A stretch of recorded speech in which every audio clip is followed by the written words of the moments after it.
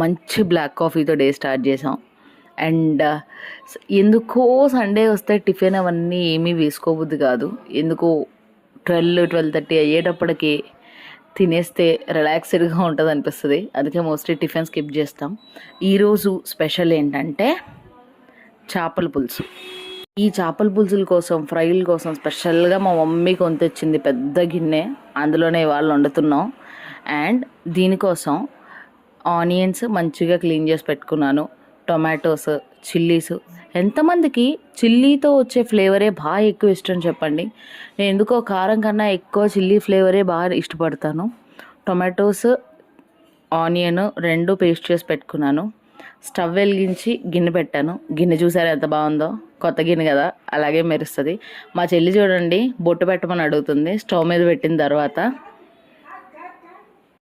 నాకంత అదృష్టం వద్దు, నువ్వే పెట్టు అని చెప్పాను. కొంచెం బాగా కాలిన తర్వాత పెడితే ఇంకా బాగుంటుంది కదా బొట్టు మన చేతికి కూడా. మంచిగా ఆయిల్ వేసుకొని ఇప్పుడు ఆనియన్ పేస్ట్ వేసాను. చిల్లీస్ కూడా యాడ్ చేసి ఒక 5 to 10 minutes వేగించుకోండి మంచిగా. టొమాటోలు కూడా పేస్ట్ చేసుకున్నాం. ఎంతో ముక్కలు కట్ చేసి వేసేదానికన్నా పేస్ట్ ఫ్లేవరే చాలా బాగుంటుంది అనిపిస్తుంది అది కరెక్ట్గా నూనెలో వేగితే. కొంతమంది ఏమీ చేయకుండా అన్నీ కలిసేసి వేసేసి అన్నీ కలిపేసి పెట్టుకుని అదే అయిపోయింది అంటారు. మరి అలా ఎలా వండుకుని తింటారో అర్థం కాదు. టొమాటోస్ మంచిగా వేగింది. కలర్ చూసారా ఎంత బాగుంటుందో?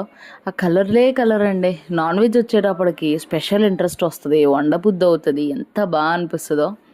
అల్లం వెల్లుల్లి పేస్ట్ కూడా వేసాను. అండ్ మస్ట్ అండ్ షుడ్గా అల్లం వెల్లుల్లిపాయ పేస్ట్ అయితే ఈ రోజుల్లో అయితే మనం అన్నీ మిక్సీలో గ్రైండర్లు వాడుతున్నాం, కానీ నూరి మసాలాలన్నీ నూరి చేసిన పులుసు ఆ కర్రీలో టేస్టే వేరు.